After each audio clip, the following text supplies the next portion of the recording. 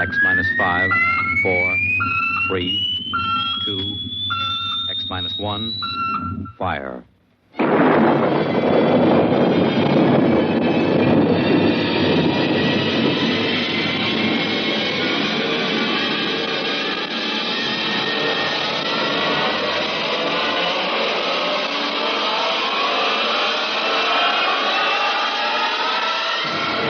Tonight, George Lefferts's original radio drama of the 21st century, Perigi's Wonderful Dolls. The doll shop stood on a quiet Washington side street, not too far from the sprawling Pentagon building. A woman and a child waited outside, the little girl peering eagerly through the window at the dolls inside, and the woman glancing impatiently at her wristwatch, as if expecting someone who was late for an appointment. And there was nothing about the doll shop to warn them that they were waiting to keep an appointment with doom. Oh, Mommy, look! Yes, what is it, dear? In the window of the shop, the tiny dolls. Oh, Mommy, do you think Daddy will buy me one? Well, we'll ask him when he comes, dear. He said 3 o'clock on this corner. I see him, Mommy. There he is. Oh, Henry, here we are. Hello, dear. Hi. Sorry I'm late. Well, we've been waiting for you. Cindy's been So I'm afraid I'll have to call off the shopping, Alma. Oh, Henry, we promised. Yes, I know. Cindy. I'm sorry. It's just one of those things. You've been the wife of an army colonel long enough to know his life isn't his own. What is it this time? Oh, it's some more of that flying sphere nonsense.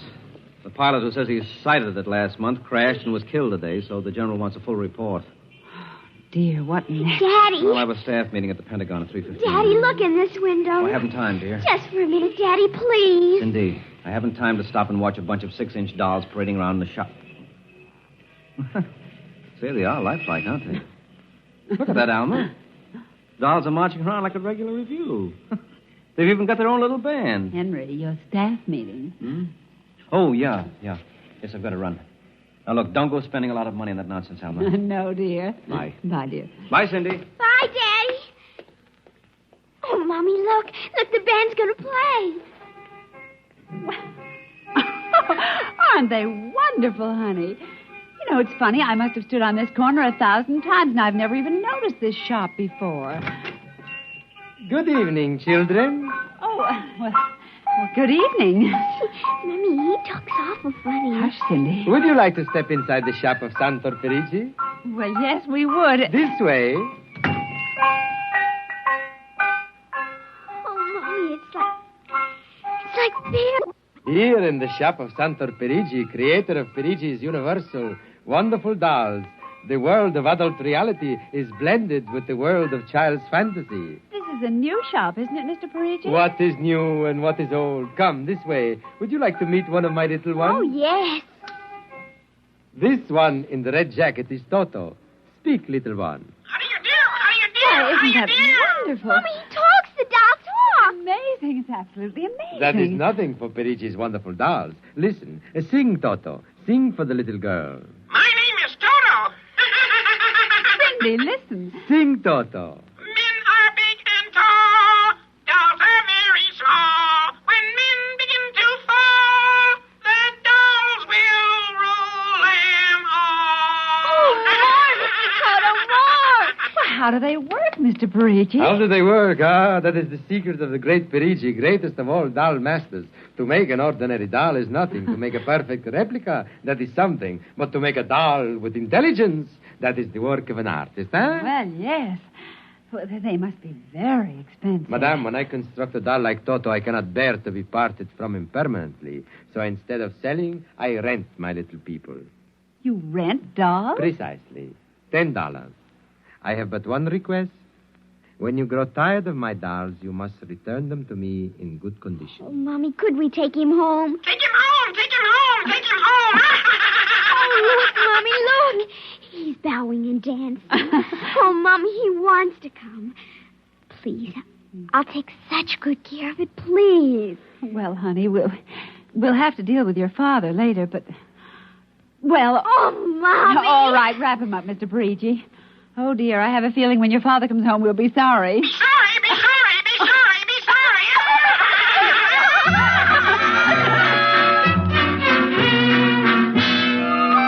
Now, You're Toto. This is my room, and you're going to sleep right here next to my pillow. Oh, Toto, don't laugh like that. I'm going to have to teach you some manners.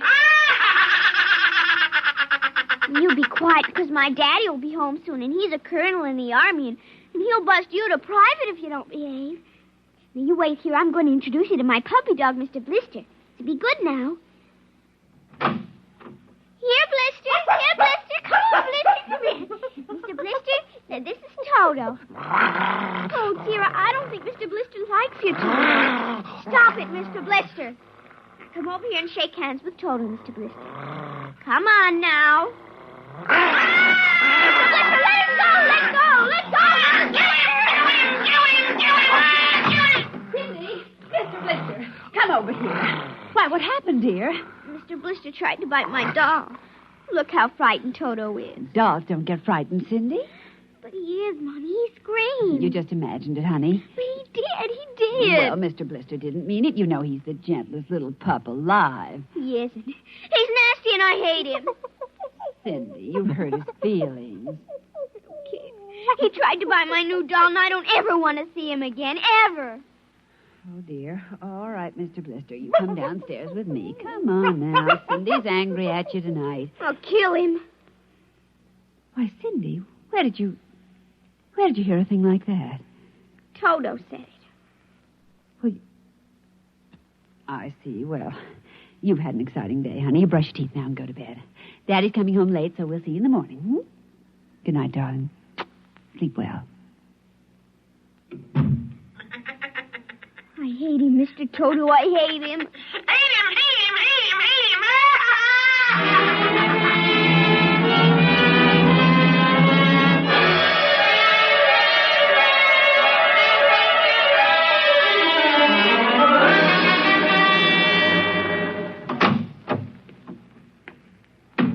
Morning, Alma. Breakfast ready? Just a minute. How was the staff meeting last night, dear? Oh, horrible bore as usual. Where's the little one? Up in her room. She'll be down in a minute. Oh, say, remind me to take some papers back to the War Department, will you? I left them in my strong box. Henry, Hmm? you told me it was against regulations to bring secret papers home. Well, I had to finish some work for the old man. Nobody will ever know the difference. Well, I suppose not. Oh, dear, would you feed the puppy before we sit down? His bowl's under the sink. Where is he? Say, that's funny. Here's his supper from last night, only half eaten. He's getting fussy. Blister? Here, Blister. Blister! Where the dickens is that mutt? Maybe he's on the back porch. Oh, maybe. Here, Blister. Here, Blister. Alma. What is it, dear? Alma, look. Why, Henry. Is he... Yes, he's dead. But how? What happened? From the looks of it, he might have been poisoned. Poisoned? Who on earth would do a thing like that to an innocent little pup? I don't know. Let's see his dish. Oh, Henry. I don't understand this at all. Say, what's this? What's what? Well, look, there are pieces of broken glass in his food. Blue glass. Glass? Glass. Henry. Huh? Well, I just remembered something. What? It may just be coincidence, but in the bathroom this morning... What about the bathroom? Cindy's blue glass, you know, the one with the Mickey Mouse on it. Mm-hmm. It was broken, Henry. I found pieces in the wastebasket. I meant to ask her about it. Oh, Alma, for heaven's sake, you aren't suggesting that our little girl... Why, she loved Blister more than anyone. Not last night, she didn't. Well, why not? Well, he went after Toto. Well, who's Toto? Oh, her new doll. You bought her one of those dolls? Well, I just rented it. Rented it? Yes. Look, Alma, Oh, now... Oh, well, all right. Well, what's this got to do with Blister? Well, he went for the doll, and Cindy... Well, Cindy said... Henry, she said she'd kill him. What? Well, that's ridiculous. True. Good heavens, a 9-year-old child putting ground glass in dog food? She'd have to be a monster. Mommy. Now, don't say anything. I'll talk to her. Good morning, dear. Morning, Mommy. Morning. Daddy. Hello. What's the matter? Nothing, Cindy. Sit down, dear. Yes, sir. Cindy, your mother tells me you broke your blue drinking glass. Oh, no, I didn't break it. Now, Cindy... I didn't. Well, now, somebody broke it. It wasn't your mother and it wasn't me. Well, then it must have been Toto. Cynthia. Cindy, you know Toto was only a doll. Now, a doll couldn't have broken your glass, could he? Well? But he must have done it, Daddy. Cindy, you know how Daddy feels about little girls who tell untruths. I'd hate to think you'd done something you knew was wrong and you were blaming it on a doll. What's the matter with Mr. Blister? Is he sick? He's dead, Cindy. Oh, no, he can't be dead. He isn't dead, Daddy. No, he isn't. He isn't. Mommy, Yes, dear. but he'll come back. He has to come back. No, he won't come back, honey. Not ever. No, Cindy, not ever. Now that we've told you, Cindy, do you want to change your mind about the glass? Henry, let her alone. Daddy, you think I killed? See what you've done. The child feels guilty enough, Henry. Oh, dear, this is no time for feelings to interfere. Feelings don't know any time, Henry. When they come, they just come. You go up to your room, honey. Daddy and I'll be up in just a minute. I don't want to. Please, Cindy. We'll be right up. Please. There, that's a good girl. And close the kitchen door behind you.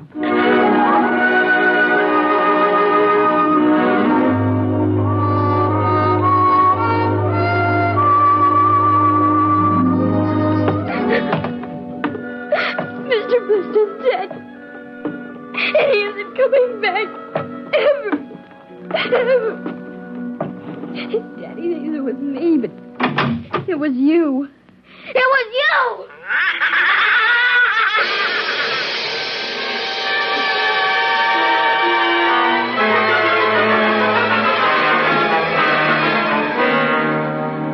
You're listening to NBC Radio's award-winning science fiction series, X-1. Now we return to X-1 and Perigi's Wonderful Dolls.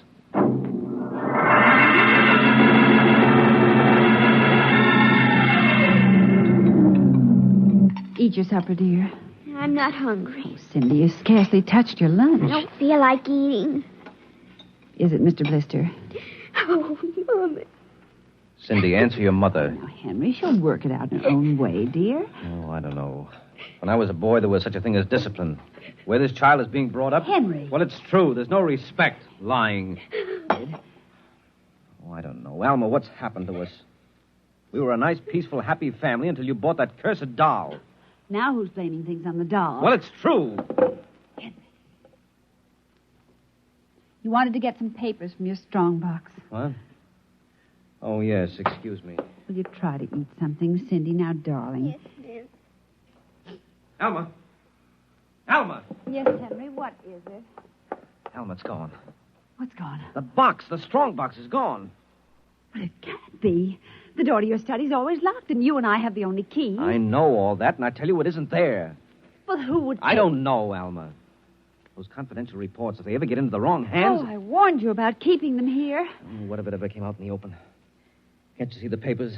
Army colonel, derelict in duty. Call the police, Henry. What, and throw my career in the wastebasket after 17 years? And we've got to find it ourselves. But it was there when I went in to clean this morning. Well, what about your key? Well, it's right here. I always keep it right with me. That's funny. Oh, no. But my other keys are all on the ring. You've lost it. I don't see how. Alma, how could you do it? Henry, please. Come on, we'll search the house. I can't think of anything else to do. Oh, dear, you're going to miss your staff meeting. Well, all right, never mind the meeting. My whole career goes up in smoke if we don't find those reports. Now, somebody get hold of your key and open that room. I know Cindy. Oh, let the child alone. She's been through enough. You know she wouldn't do a thing like that. I don't know anything anymore. I don't know my own child. I don't even know you. Henry. All I know is that strong box is gone with papers that are dynamite if the wrong person gets them. The question being who? What's that? Coming from upstairs. Doodle, doodle, doodle. Kill him, kill him, kill him. How do you do? Stop How it. do you do? How do you do? Blasted little imp! There. Henry. But since we've got this thing... Henry. What? Look. Where? What? Around the doll's neck. The key. The key to your study. It was Cindy, after all. I don't believe it. Ever since she got this fool doll, she's been acting half insane. First the dog, now this. I think she hates us, Alma. Henry. Cindy is my child, and I know her. I know she's a good, sensitive little person with no malice in her. You're just simply refusing to face the facts, dear. What are you going to do? I'm going downstairs and have a talk with that young lady.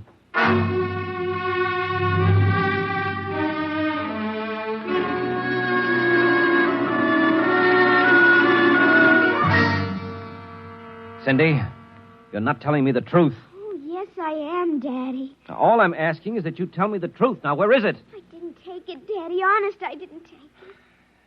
I suppose you're going to tell me now that a little 6-inch doll took my strong box and hid it. Well? Cindy, I'm speaking to you. I didn't take it, Daddy. You don't understand. Toto did it. Oh, he's terrible awful. He says things. He says he's going to kill everybody. Oh, Cindy, you're inventing things. It's true. At night when I'm sleeping, he stands next to my pillow and whispers things to me. Awful things. He told me he'd kill me, too, if I told him. Alma, I think this child is sick. I think she needs a doctor. Frightened, Henry. She's trembling like a leaf. Come on, darling. We'll go up to your room. I don't want to go No, up honey, there. Mommy will stay with you. I'm afraid. He's up there. Who, Cindy? Toto. Well, he won't be up there for long. Mr. Toto is going right back to Perigi's wonderful doll shop before I lose my sanity, which means right now.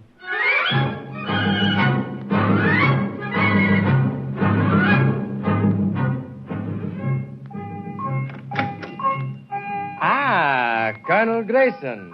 Welcome to the home of Perigi's wonderful doll. Are you Perigi? Santor Perigi, creator of the universal doll. The doll with the mind. The doll Yes, with... well, I'm returning one of your masterpieces. Oh? If you will step into the rear of my shop. Now, what is the complaint? There's no complaint. Here's your doll. Good riddance. My little Toto, rejected, you found the world of men too filled with hate. Hate! We will change all that later on. Return to your comrades in the window, little one. And now, Colonel Grayson? I think we have no further business, sir. Ah, but we do, Colonel. Let me see. Here it is. Do you recognize this, Colonel? That's my strong box. Where... My little Toto is very clever, sir. Are you trying to tell me your doll stole that from me? Let us not say stole. I'm merely keeping it in custody. What's your game, Perigi? Blackmail. You give me what I want, I do not ruin your career. What do you want? Information. We already know something from the reports of the War Department, reported by one of your pilots. What government do you represent? I represent Perigi's wonderful dolls, none other. I'm not so naive, sir. Perhaps I should explain. Each man hides something from the world. Each man loves something more than life. With the help of my wonderful dolls, I obtain personal information which enables me to control the men who control the world. Men like you. Hand over that strong box. I warn you, I have a gun. Give it to me. You are being foolish. Put down that walking stick. Now. No closer. Now!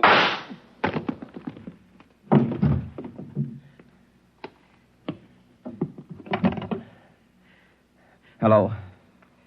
Give me the police. Hello. This is Colonel Henry Grayson. I've just killed a man. Perigi's doll shop, corner of 4th and Lexington. The body is in the rear.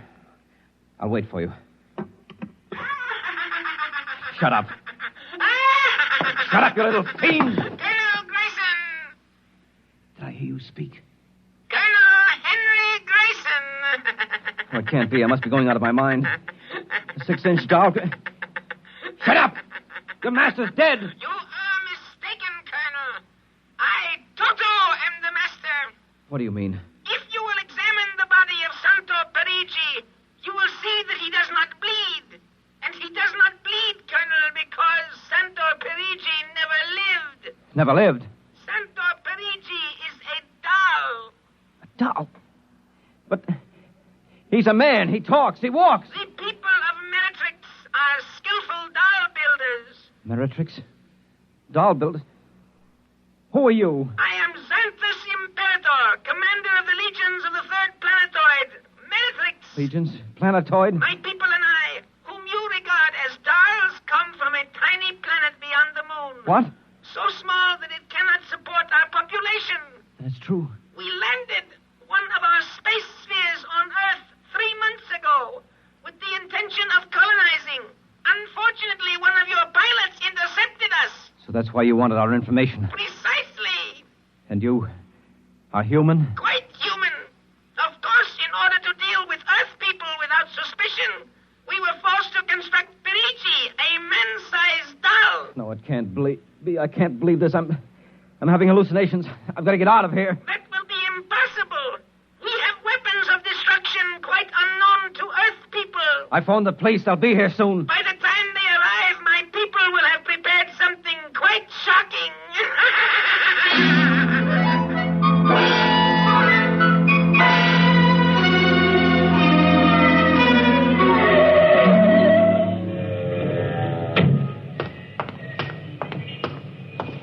Keep me covered, Ryan. Okay, Sarge. All right. You the guy who turned in the call? Yes, that's right, Sergeant. Where's the body? Well, you see, it isn't exactly a body. What do you mean? It's a doll. What? Now, wait, you've got to let me explain. I know this sounds fantastic, but I've stumbled onto an unbelievable plot. Yeah? Keep talking. Well, you see, these little dolls, they aren't really dolls. They're tiny people. Now, there's a big doll named Santor Perigi. They're using him as a front to run the shop. He's off his trolley, Sarge. Now, look here. Now, listen, mister, we got to call it there was a murder here. Now, if there was one, where is the body? Well, it's behind the curtains in the back. Only, you see, it isn't really a body. It's a big wax dummy. It's all part of their plot to gain control of the world. Holy smoke, he's really off his rocker. Now, look, if you don't believe me, I'll prove it to you. Come here. Look behind this curtain, and you'll see the dummy lying on the floor. Welcome, gentlemen. Are you looking for something? Perigi. This is impossible. I smashed his skull. Do you know this guy? That's the one, the doll. What's your name, mister? Perigi, Santor Perigi, creator of the Universal Doll. Uh-huh. Did you ever see this man? Never until just now. That's not true. He's lying. I tell you, he's nothing but a big doll. The real masters are the little dolls. Ryan, are you getting this? He's wacko, Sarge. No, Not as a fruitcake. I'm not crazy, I tell you. I can prove it. They must have fixed up his head where I smashed it in. Touch him and you'll see. Mr. Perigi, you know what this guy is talking about? The man is demented, obviously. No, that's not true. I tell you, there's a plot to control the Earth.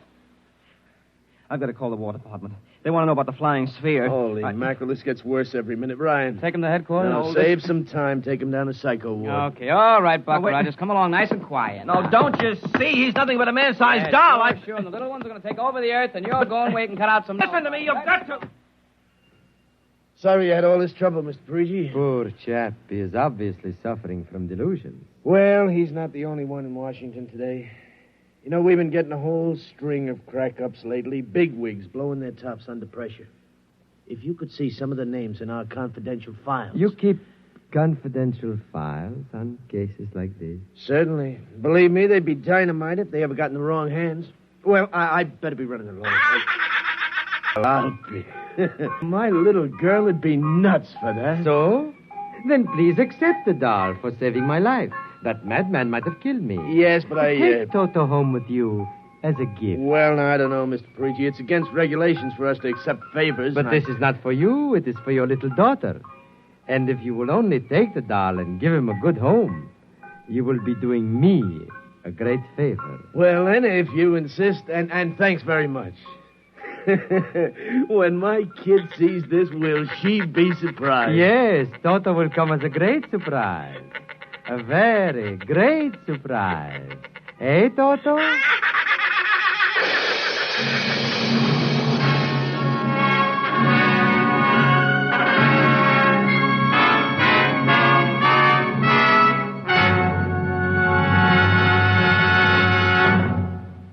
This was from the world of X-1. Tonight's story, Perigi's Wonderful Dolls, an original drama written for NBC Radio by George Lefferts. Featured in the cast were Denise Alexander, Joan Alexander, Les Damon, Joe DeSantis, and Leon Janney as the doll Toto. Music by Al Behrman, narration by Norman Rose.